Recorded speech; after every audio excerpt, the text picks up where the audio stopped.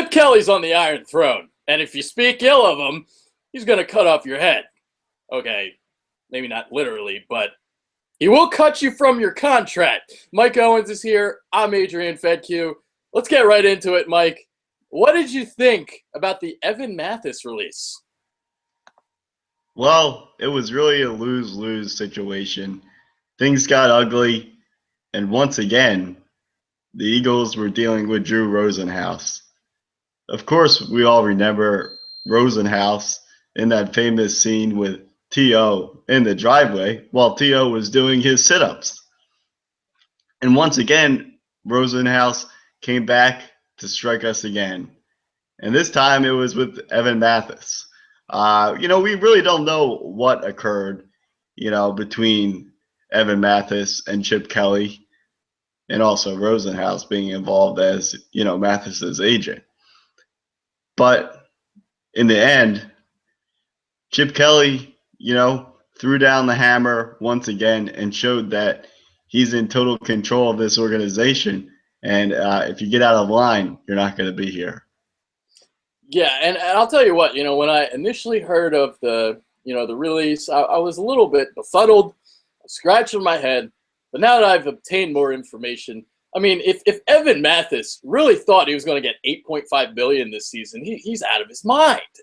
Absolutely nuts, absolutely crazy. And you know what? If that was the case, I don't really see the big deal in releasing him, because $8.5 billion for a guy that's going to be 34 in November, absolutely preposterous. And the guard position is one that you can, develop and get guys, undrafted free agents. I mean, I don't know. This is a joke. $8.5 billion? Are you kidding me? Well, what happened was Rosenhaus had Mathis over for dinner, actually. And, Rosenhaus said, Mathis, I found out this new balloon trick. So he started blowing up this balloon. And, oh, boy, he got it. He got the balloon so big. And Mathis just started thinking, wow, man, you're right, Rosenhaus.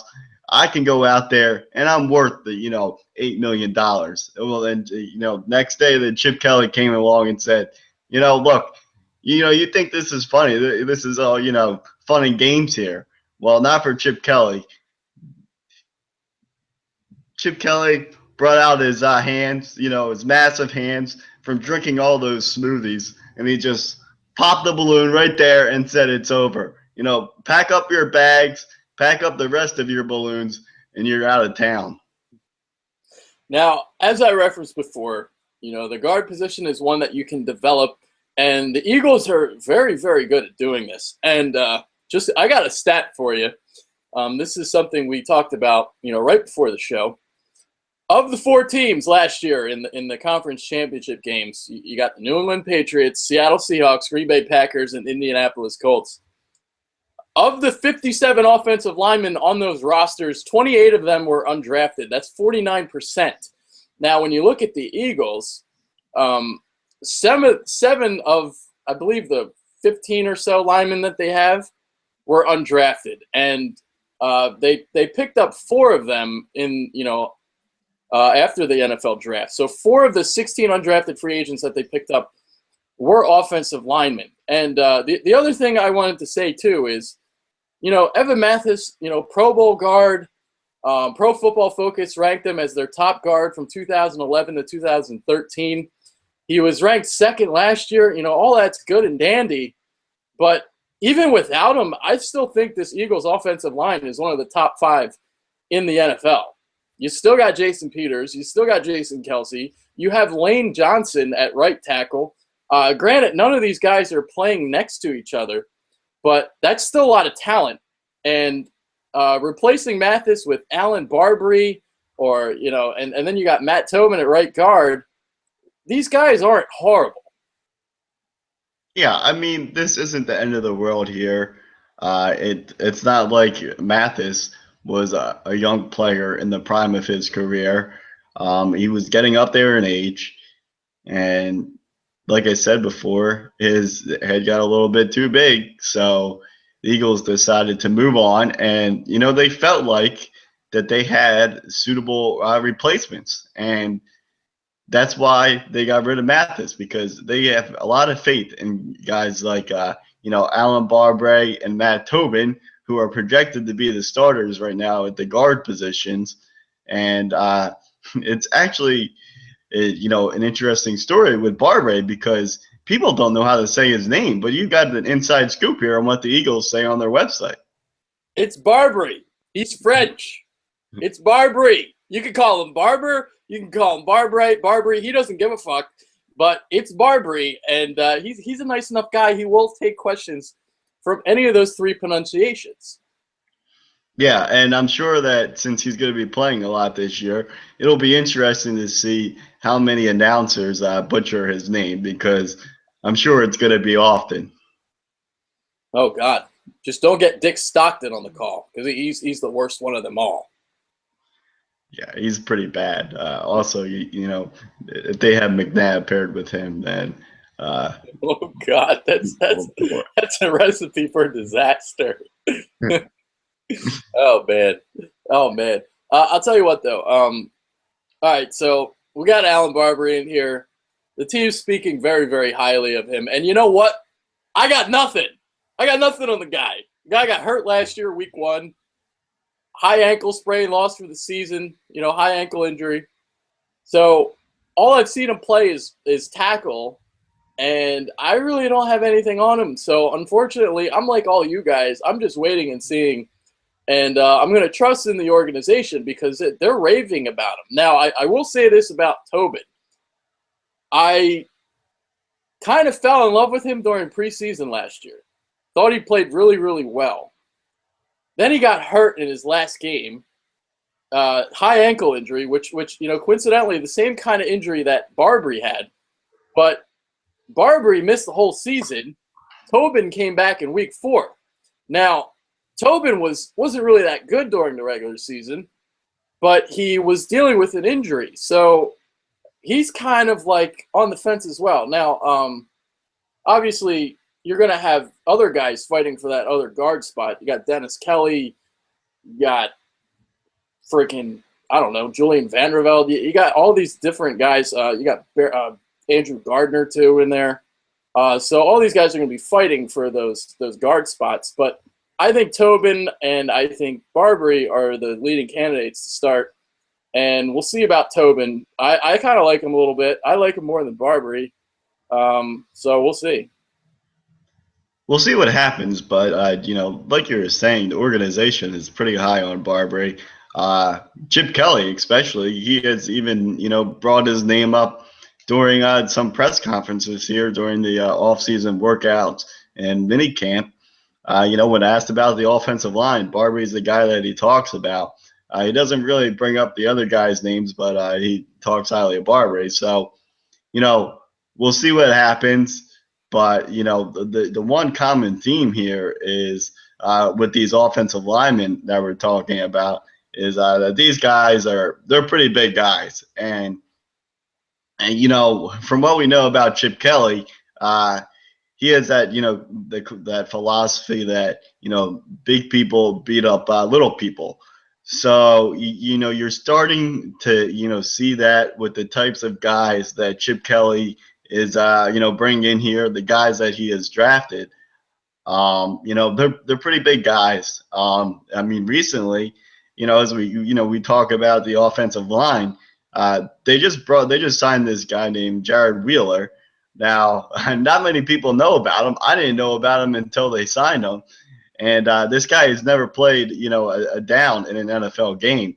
But this guy he's a massive guy. Do you have what his size is up there? I don't have it on me now. I do want you to run down the sizes of our linemen if you still have that up. Oh yeah. But here's the thing about this guy, this boy that we just signed. He is one of the most massive men I've ever seen in my life. They nicknamed him. Well, he's known as Hot Wheels, which is just awesome, and I hope he makes the team just because of his nickname. I believe he's 6'4", 320, and he has a big beard, so it just makes him look even bigger. I mean, this guy, you don't want him at your buffet. Yeah. No, not at all. He will eat the whole buffet because his official measurements here, they say he's 6'5", 320. So he's a huge guy. He played at the University of Miami actually, and he was actually recruited by the current Eagles offensive line coach Jeff Stoutland. So there is a connection there with Wheeler, who is nicknamed Hot Wheels. So it'll be interesting. That's a guy to keep an eye out on as training camp approaches here. But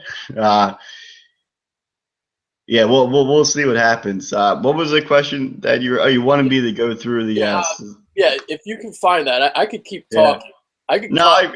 You got it. I've got it here. We've got Barbary. He's 6'4", 310, and then Tobin. You got 6'6", 290. Gardner 6'6", 308, and Dennis Kelly 6'8", 321. So these are some big boys that the Eagles have along this offensive line to go with. The Peters and Kelsey and Lane Johnson. It's funny because I just thought about this right now. It's like we're freaking out about Evan Mathis, right? But think about how putrid our offensive line was just a few years ago when Demetrius Bell was manning the left tackle position. You had King Dunlap and Demetrius Bell as your left tackles, and there was no bigger crack in the Liberty Bell than when those two were, manning those positions. Yeah. Well, anyone that's listened to us for a few years here knows that we were not big fans of Demetrius Bell. That guy, he is bad. So, and King Dunlap, oh boy, he was a massive guy, but he could not play. It's funny with Dunlap, 6'9" guy.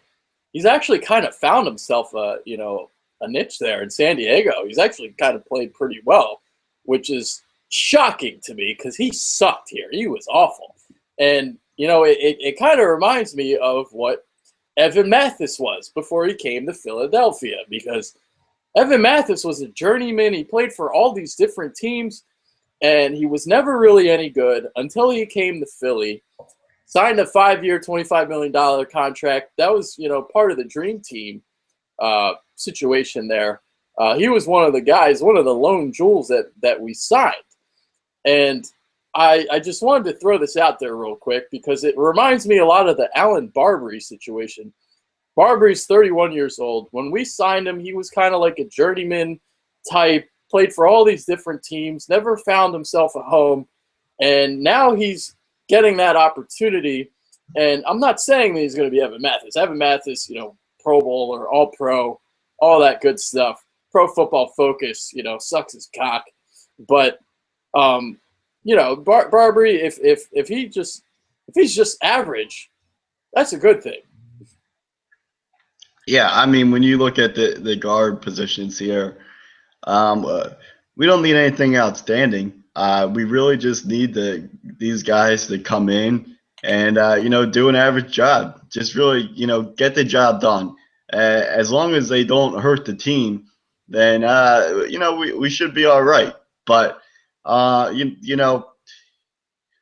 before we were talking about in training camp how there really wasn't going to be many battles going on. Really, it came down to it was going to be a defensive back battle, really, for the cornerback and the safety spot. Well, now it looks like that the real battle is going to be along that offensive line. And it's really not for the starting job. We pretty much know, like we've been saying, that Barbary and Tobin are going to be the starters there. But what it's really going to come down to is, the backup positions along that offensive line. Because, as we know, those offensive linemen can go down pretty fast with some injuries. So, these undrafted guys, it'll be interesting to see who steps up. Yeah, 2 years ago, obviously, one of the rare occurrences where we had a situation where all 5 of our starters played the whole season. And there's, out of all the personnel, all the positions, the offensive line is the most important in building cohesion because you work as a team. You have all five; they all work together along the line. And last year, obviously, we were decimated by injuries. I mean, you look at, and not only injuries, you had Lane Johnson also suspended the first 4 games. So you had, Evan Mathis, lost him, lost Jason Kelsey. I mean, at one point, we had scrubs starting along those 4 offensive line spots, and then you had Jason Peters. So they were struggling for a long while. And, it's funny because Pro Football Focus ranked the Eagles as the second best offensive line in the NFL, which is a complete joke to me because they were not the second best offensive line in the league. And the other stat I found, they were ranked second in, or actually they were first in run blocking according to PFF. But when you look at Football Outsiders ranked them as 29th in run blocking. I'm a little bit in the middle. I didn't think our run blocking was good at all. I'm going to say we were in the maybe low 20s, high teens, basically. Yeah, well, yeah, you're right. It's definitely somewhere in between. I mean, we all remember, I mean, early on in the season when we had all those injuries and McCoy was struggling, you know, people are saying, what's going on here? People are like, oh, McCoy's lost a step and things like that. Well, that wasn't the issue. It was all problems with the offensive line there, all those injuries. So that was a major issue. So, that's why, trying to stay healthy is key along that offensive line.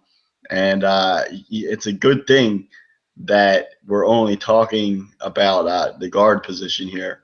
And we're not talking about trying to replace, tackles or a center because those are really the, key, elements along the offensive line. So really, the guard position, it's definitely a concern losing your 2 starting guards from last season. But it's not something that you really need to start panicking about. Yeah, they're replaceable. They really are. It's just unfortunate we had a situation where it was an all pro guard, all NFL guard, and now he's gone. But I mean, again, $8.5 million this season. Looking for that is just astronomical numbers. I could understand from his a little bit from his point of view. He wanted to be the top paid guard in the league. He is, absolutely one of the best ones out there. But you're not 28, you're not 29, you're 33. You're on the back end of your career. And I will say this too. I know Pro Football Focus ranked him second last year, but I didn't think he was the second best guard. His pass protection wasn't great. His run blocking is always going to be there, but I thought his pass protection was suspect. Yeah, no, I think you summed it up perfectly there with Evan Mathis. So it really just came down to an unfortunate situation here in Philadelphia, and things didn't work out. Whenever the business side of the NFL comes into play, there's always that possibility that a guy will get cut. Yeah. I'll ask you this question. Because back in the NFL draft, the Eagles selected Jordan Hicks in the 3rd round. And now it's looking like a little bit of a head scratcher even more now because obviously you have Mathis gone and you had a string of 3 tackles, or actually 3 offensive linemen being selected early in the 4th round. You had TJ Clemmings, Trey Jackson, Ari Kwanjo go. 3-pick span in the 4th round. I really wish we would have drafted one of those guys instead of Hicks.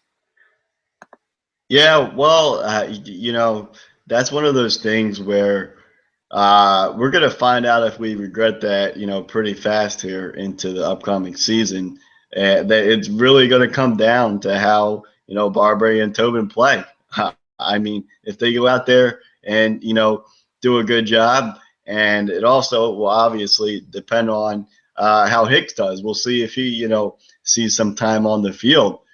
But yeah, I agree with you. I mean, that Hicks pick, and not drafting, and offensive linemen, it could come back to haunt us.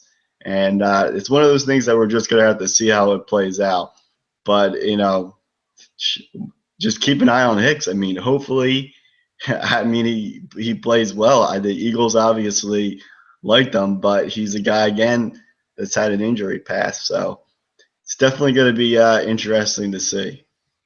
All right, and the other guy, unfortunately, we didn't sign him. Lyle Collins, obviously he was involved in the unfortunate situation. I guess he had a past girlfriend who lost a child, and murdered, all that awful. He was cleared. He obviously didn't do anything wrong. Cooperated with investigators. But the Cowboys swooped in and took him, which I was really surprised about, because if you're Collins, I would have thought that you'd want to start and get a opportunity to play tackle, or start right away at guard. And he's a guy that would have been a perfect fit at guard for us, because he's a really good run blocker, and you could have just plugged him in at guard right away, And when Jason Peters retired, you could have moved Lane Johnson to left tackle, and you could have moved Collins to right tackle. But the Cowboys got him, and yeah, that's that. That's what happened. Yeah, I mean, it's a shame that he went to the Cowboys. The Cowboys are, just filled. They have a lot of high quality individuals on that team. It's it's a shame. I mean, Collins, he could have been here, but he decided that he wanted to go and play for the Dallas Convicts. Yeah, we're the guards and they're the inmates. Yeah, big time. And I'll tell you what. I mean, I'm pumped up for those games this year, because it's going to be interesting, because I'm sure that the Cowboys are going to be doing a lot of chirping. I mean, how Des Bryant is, and I mean, Chip Kelly, he's all about culture, man. These these guys are built around culture and good attitude. So I'm really interested to see how those games play out. All right, I guess we'll finish our show on that topic. Culture beats scheme.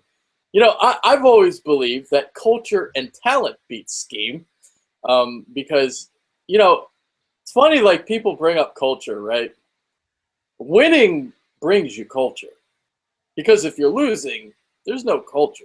That's like, I kind of hate sometimes when people, oh yeah, culture, yeah, we have great culture. You're like, you got to win to get culture. That's the way I've always looked at it. Yeah, well, what Chip Kelly is doing is it's very interesting, because he's trying to win with a culture, and winning with just culture is tough to do. You have to have, obviously, some talented players as well to win. And you look at this Eagles team, and they definitely had some talented players too. So it's really going to be interesting to see if they can win with some talented guys and cultures, and not have a guy like a Deshaun Jackson, or a diva type of guy, or a guy who is a star player, and he plays for himself, a selfish type of player. The Eagles really don't have that on this roster. Right now, it seems like they've got a bunch of guys that have bought into the system. So we're going to see what happens. But it's kind of, a different way to do things in the NFL, because, in the NFL, you always think of the good teams. There's always like the Seahawks. You think about a guy like Marshawn Lynch, Richard Sherman. I mean, these are guys that I wouldn't say they're the greatest guys in the world. And the Eagles are trying to build a team, really strictly around culture. So we're gonna see, if this can pay off for Chip Kelly. I really think that this is either going to go in one of two directions. We're going to be saying that Chip Kelly is a genius, or we're going to be shaking our head for years, because we're just it's all going to fall apart. Well, I am bowing to the Chiptator. I believe in Chip. I think he knows what he's doing, and I think we're going to be okay, Mike. And I know you agree. Yeah, I think we'll be fine. Uh, this is a different way to do things. And look, I mean, obviously, we don't have a Super Bowl ring. So why not try something different? And you look at Chip Kelly. I mean, I'll tell you this: he's not a dumb guy. I mean, Chip Kelly, he has some type of plan. Oh, we might not know what it is exactly, but he definitely has a plan. And hopefully, this season we start to see it take form because in reality, this is kind of Chip Kelly's first season. The first 2 years, he still had to deal with some of the leftover guys from the Andy Reid, reign. But now, since he has total control, and this was really his first draft where he picked his players, I mean, he's the man now. So we'll see what happens. Yeah, that's a good point you make because obviously the first 2 years, not his players. Now he's bringing in the guys that he, prefers in his system. But the first 2 years were like, a trial period to see if his system would work, and it has. I mean, obviously you had LaShawn Jackson go for career highs in receiving yards. You had LaShawn McCoy lead the NFL in rushing. Jeremy Maclin never posted a 1,000-yard season until Chip Kelly came to town. So the system works, definitely. And now he's bringing in the guys that he wants for his system. So that's a good point you make. Yeah, no, yeah, you're right. So, we'll see what happens. And also, the biggest thing has always been the quarterback. What is Chip Kelly's prototypical quarterback? And we're really going to see if, Sam Bradford is that guy. We don't know if Chip Kelly really acquired, Sam Bradford to try to make a deal, to try to trade up and get Mariota, or if, deep down, Chip Kelly really thought that Bradford was the guy for this team. And obviously, that is going to rely on Sam Bradford's needs. From all the reports out of the OTAs and minicamp, Bradford is progressing and he should be good to go, full go for training camp. But his arm looks good from all the reports. He's got a very strong arm. So we'll see if it works out. Well, let's hope we can protect those knees now with our newly revamped offensive line. Well, say revamped. That's going to be the biggest question. I mean, I'm sure, Bradford will be taking those offensive linemen out to dinner often to, make sure that they protect his knees because, we do not need, a situation like that. Well, if they take Hot Wheels out to dinner, they're going to clear the damn place. Yeah, he might be up to 400 pounds after that. Oh, man. All right. So we're going to end this show pretty much right now. I got to get to work. So, and yeah, I got to get ready. All right. Final thoughts time. Yeah, I mean, final thoughts. It's, it's the Chip Kelly highway.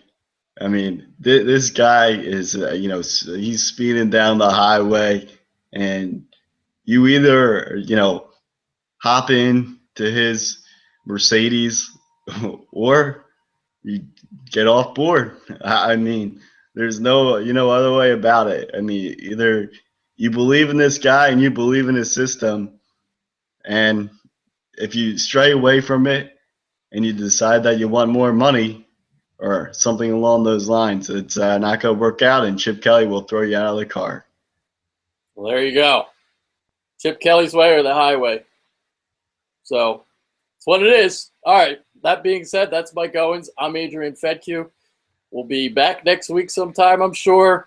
We're out of here. Take care. And go Birds, baby. Go Birds. Believe in Chip. Do it. Damn it. Just do it. Later.